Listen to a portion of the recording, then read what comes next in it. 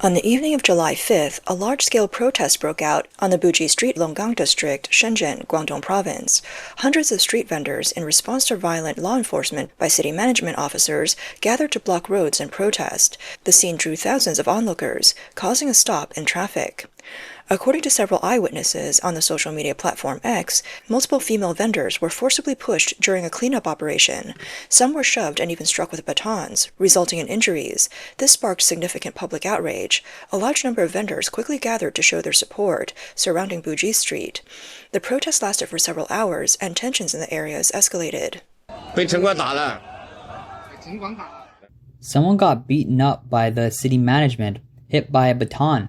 All these people are street vendors. Because someone was beaten, their friends and relatives showed up, and everyone banded together to resist the city management. You see, in Shenzhen, there's a fight.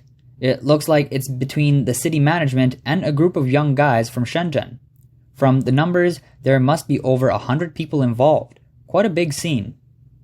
Multiple videos from the scene show that the vendor and city management officers clashed several times during the enforcement process.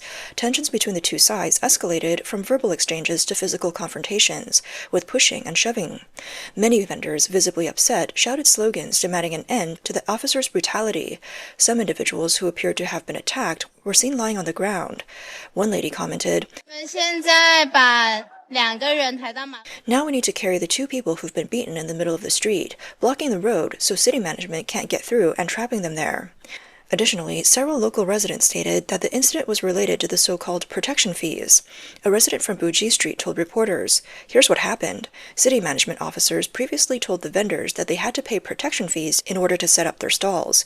After the vendors paid, the government then stopped allowing them to sell, which felt unfair to the vendors. That's why they took to the streets to demand an explanation." Another witness explained, city management officers were given orders from above to clear the vendors, but the vendors were just trying to make a living. The harsh actions taken by the officers triggered public anger. Many officers abuse their power, acting as if their authority gives them the right to do whatever they want. The standoff continued until 2 a.m. the following day. During this time, the street was completely blocked, preventing vehicles from passing. It wasn't until late at night, when government officials engaged in talks with vendor representatives, that the situation began to de-escalate. Subsequently, the crowds of onlookers began to disperse, and order was restored on the street. However, many vendors remained in the area, awaiting developments regarding the resolution. After the incident, videos filmed at the scene quickly spread online, sparking widespread attention and heated discussions overseas. The comment section under the videos saw a surge of messages, and many netizens condemning the actions of the city management officers. They argued that such actions violated the livelihoods and dignity of ordinary citizens. One commented, "The Chinese Communist Party's iron fist has never been merciful to the lower classes. It's always the people who bear the consequences. Without rights to check their power, all we can do is be trampled by them. City management officers have now become the most hated group, and eliminating them is long overdue. They've become the most destabilizing force in society." Another netizen shared, "In my impression, Chinese city management officers are also terrible. I don't understand what their management philosophy is. They're extremely harsh towards street vendors, with night markets constantly changing. One moment they push vendors away from one spot, and after a while they force them to move elsewhere, causing repeated disruptions. Some farmers have been selling their product outside certain neighborhoods for many years. Suddenly they were forced to leave and don't even know why. When they return, the area is empty. Is the city management department out of their minds?" Another netizen commented, "I often say on YouTube that human rights are more important than anything. No matter how powerful a country is, even if it's unbeatable worldwide, if there are no human rights, I wouldn't want to be a citizen, even if they offered me money. If I lived in a country without human rights, I would still want to escape. What's funniest on YouTube are those little pinks who say, 'What's the use of human rights? I don't feel like I lack them.' Some even say, 'Is freedom of speech just for criticizing leaders?' I thought to myself, no wonder the CCP censorship remains so tight. It can't even be broken." A netizen called Song Song stated, "After this incident, the CCP will likely say, 'This is a foreign force trying to disrupt national order and internal affairs,' and then heavily suppress news coverage, preventing the public from discussing it. When they mismanage things, they shift the blame onto the enemy. This is the CCP's usual approach." As predicted by this netizen, it is indeed difficult to find content related to the protest on social media platforms in China. At the same time, another voice emerged in the comment section. The netizen, Latos, commented, "I checked Douyin in China, and it seems this was caused by a fight between two parties over street vendor stalls in Shenzhen's Buji area. The police also arrived. The area's streets are completely occupied by street vendors at night, making it impossible for vehicles to move." Netizen Nikki Wang commented, "Street vendors from all over China have flooded into Shenzhen, turning Longgang, which was relatively less crowded, into a mess." In fact, many comments pointed out that in recent years, vendors have flocked to Shenzhen not only in search of a livelihood, but also because many regions lack unified regulations for street vending.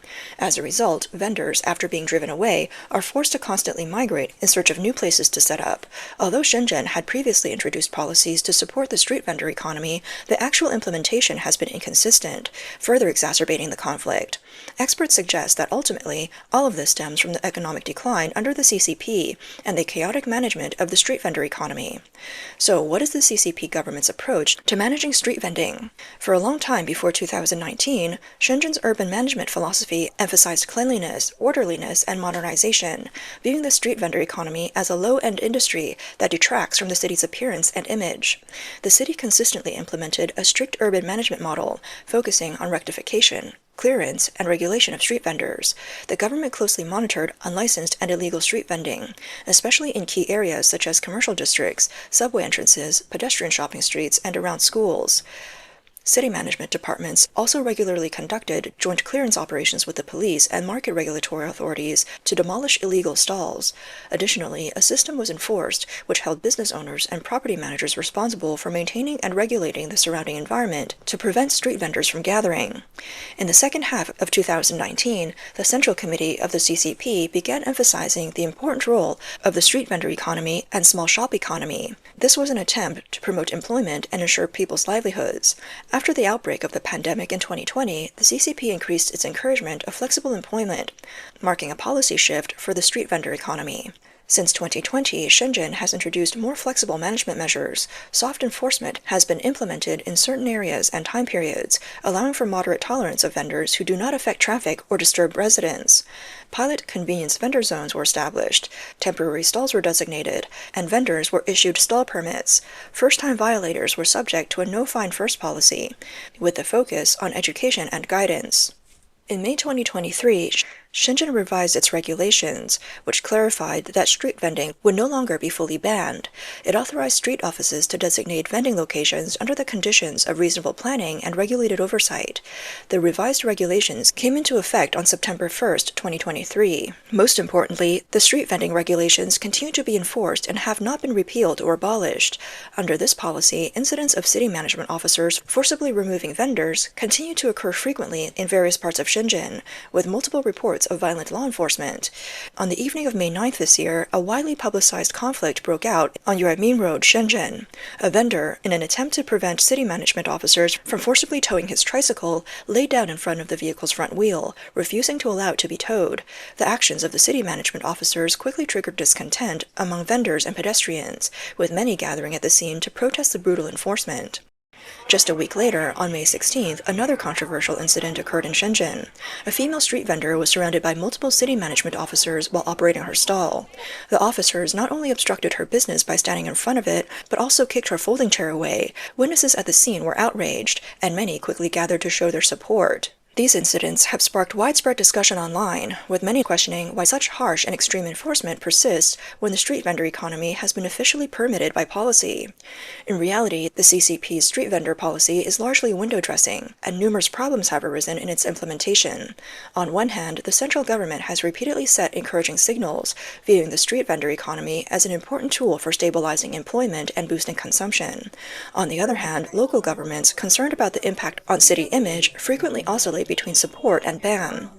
Moreover, the enforcement standards are inconsistent across different regions. The same street vending behavior may face completely opposite responses in different cities, or even on different streets. In some areas, designated vending zones are established, and vendors are guided to operate in an organized manner.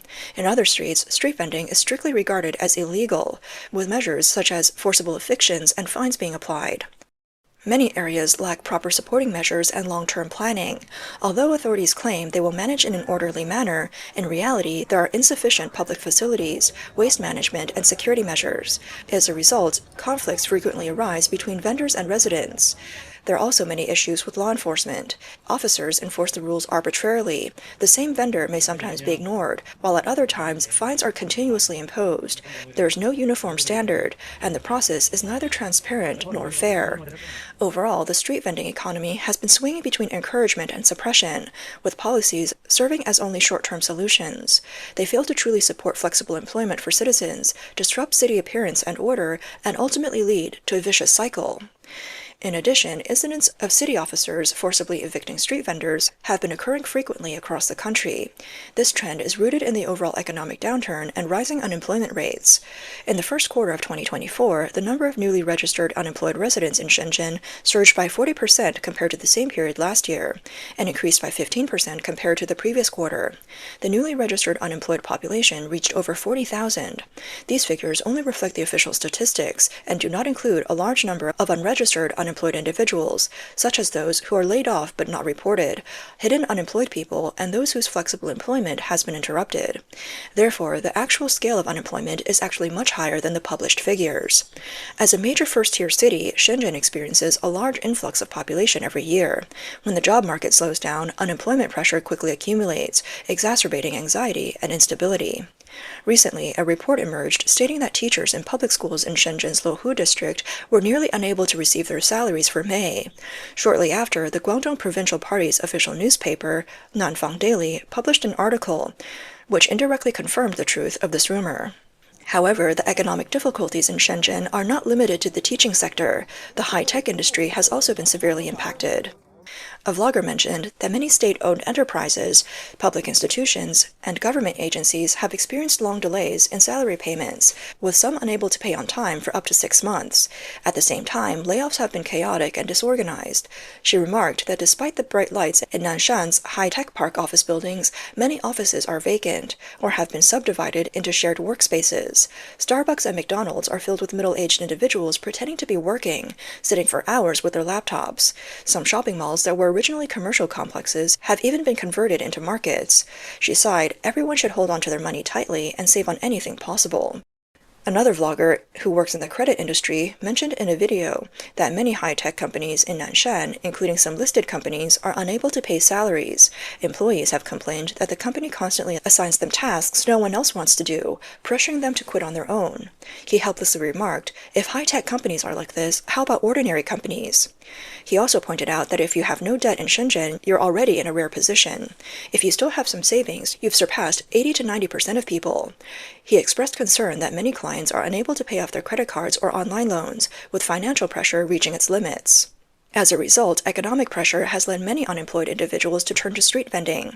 This low-barrier, low-cost way of survival has rapidly spread, leading to a surge in the number of vendors. For many, street vending has become their last lifeline, even the only means of sustaining their basic livelihood. In the future, this situation is likely to worsen. With a continued slowdown of Shenzhen's economic growth, unemployment, social conflicts, and protests are expected to become more widespread. Since the beginning of this year, Shenzhen's key economic indicators have continued to deteriorate, impacted by both disrupted exports and weak consumer demand. The pressure on businesses has increased significantly. According to official and various sources, nearly 40% of businesses in the city are currently operating at a loss. Key supporting indicators, such as investment and exports, have experienced a sharp decline compared to the same period last year. Recently, the Shenzhen Municipal Bureau of Statistics released a quick report for May, covering only the city's key economic indicators. The report indicates that Shenzhen, once known as the locomotive of the nation's economy, is entering a phase of comprehensive economic slowdown. Looking at industrial performance, from January to May this year, the city's industrial value-added output above a designated size grew by only 3.5% year-on-year, a significant drop of 8.8 percentage points compared to the same period in 2024. Additionally, from January to April, total profits of industrial enterprises declined by 4.3% year-on-year, and the proportion of loss-making enterprises expanded to 39.5%, with nearly 40% of businesses in the red. Turning to the three pillars of Chinese economy, investment, exports, and consumption, the outlook is equally grim. In terms of investment, from January to May, fixed asset investment fell by 9.2% year-on-year, with the growth rate dropping sharply by 18.3 percentage points compared to the same period last year. From January to March, fixed asset investment declined by 2.1%, and by April, the decline had deepened to 8.5%, with May continuing to show worsening trends, signaling an accelerating downward trajectory. A particularly concerning development is that in April, state-owned economic investment fell by 14.2% year-on-year, while private investment also dropped by 11.8%, regarding a broad decline in capital confidence. The collapse of state-owned investment is mainly attributed to two factors: state-owned asset system facing financial strain, and the continuous decline in the city's fiscal revenue. According to a disclosure from leading real estate company Vanke, on January 3rd, its largest shareholder, Shenzhen Metro Group, has provided a total loan of 21.1 billion yuan to the company, indicating that state-owned enterprises are generally experiencing financial difficulties. Meanwhile, in February of this year, Shenzhen's general public budget revenue was 391.4 billion yuan, a 4.8% year-on-year decrease, with the growth rate falling 5.8 percentage points short of the official expectation. The pressure of fiscal negative growth has clearly intensified. Under such circumstances, more and more unemployed have no choice but to take to the streets, relying on street vending and small-scale businesses to survive. At the same time, with the tightening of urban management and the intensification of strict law enforcement, tensions between the people and urban management authorities are becoming more pronounced.